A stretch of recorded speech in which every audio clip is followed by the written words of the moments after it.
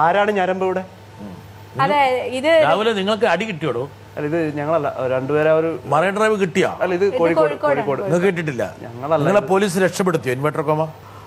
ആയിരത്തോളം വരുന്ന സംഘപരിവാർ പ്രവർത്തകർ പോലീസ് സ്റ്റേഷന് മുന്നിൽ, കമ്മീഷൻ ഓഫീസിന് മുമ്പിൽ തടിച്ചുകൂടിയിട്ടുണ്ട്. അവരുടേക്ക് അറസ്റ്റിലായ 30 സമരക്കാരെ കമ്മീഷൻ ഓഫീസിൽ നിന്നും തള്ളി വെളിയിലേക്ക് ഇറങ്ങി.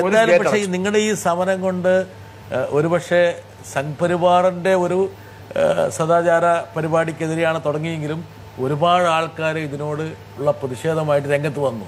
ഞാൻ വേണം ഒരു ബിറ്റ് കാണിച്ചു തരാം. നടുറോട്ടിൽ പബ്ലിക്കിൽ വെച്ച് കൊഞ്ചിക്കുഴയുന്നത് യുവാക്കൾക്കെങ്ങാനും ഒരു പ്രേരണയായാൽ എന്ന് പറയുന്ന ഖലീഫ ഉമറിന്റെ വാചകം മറൈൻ ഡ്രൈവിലെ, കോഴിക്കോടിലെ, കേരളത്തിലെ പാശ്ചാത്യന്റെ തോന്നിയാസങ്ങളും നെഞ്ചിലേറ്റുന്നവരോട് അരപ്പട്ടിണിയും മുഴുപ്പട്ടിണിയുമായി ഭർത്താവ് കൊല്ലപ്പെട്ട് വിധവയായി മക്കളെ പോറ്റാൻ പെടാപ്പാട് പെടുന്നതിന് മുമ്പിൽ ആരുടെയോ മുമ്പിൽ മടിക്കട്ടയിച്ചു കൊടുത്ത ദേശീയ തെരുവിൽ ജീവിക്കുന്നത് കുറ്റബോധത്തോടെ കഴിഞ്ഞുകൂടുന്ന പെണ്ണിന്റെ മനോഭാവമല്ല.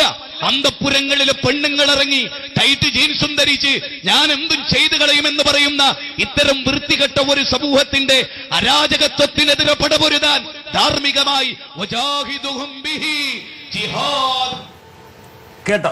ഇതിവിടെ ടെലികാസ്റ്റ് ചെയ്തതിൽ ശ്രീ ജോൺ ബ്രിട്ടാസിനോട് ഞാൻ നന്ദി അറിയിക്കുന്നു. കാരണം ഇത്തരം കാര്യങ്ങൾ ജനങ്ങൾ അറിയണം. അദ്ദേഹം എടുത്തെടുത്ത് പറഞ്ഞൊരു കാര്യമുണ്ട്. അപ്പൊ പുരുഷനൊരു വിഷയമേ ആകുന്നില്ല. അന്തഃപുരങ്ങളിൽ നിന്ന് ഇറങ്ങി വന്ന ഇറുകിയ ജീൻസ് ഇട്ട സ്ത്രീകൾ